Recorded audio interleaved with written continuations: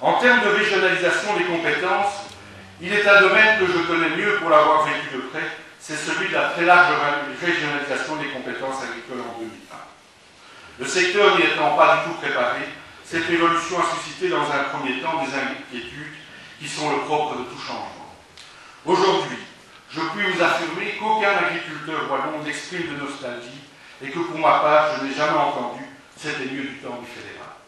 Au contraire, je puis témoigner du fait qu'une régionalisation des matières agricoles a permis d'orienter la politique de ce secteur en pleine responsabilité et en fonction de paramètres spécifiques qui sont propres à notre région.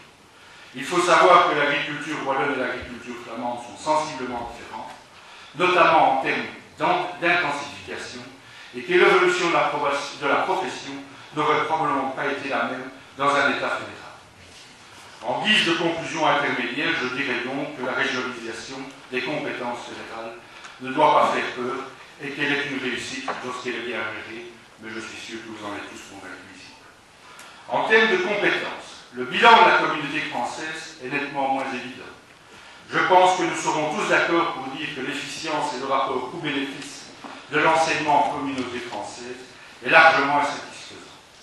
Dotée d'un budget parmi les plus élevés de l'Europe, la communauté française est celle qui diplôme le moins. C'est inacceptable. Ceci étant, il ne suffirait pas de régionaliser purement et simplement pour que cette compétence améliore son score. Par contre, on peut légitimement attendre au travers d'une régionalisation un enseignement qui sache mieux s'adapter aux spécificités de notre région. Une régionalisation accrue et une restructuration approfondie de l'enseignement technique et professionnel, impliquant une meilleure politique d'insertion, ne peut être que bénéfique pour nos jeunes, nos entreprises et notre économie.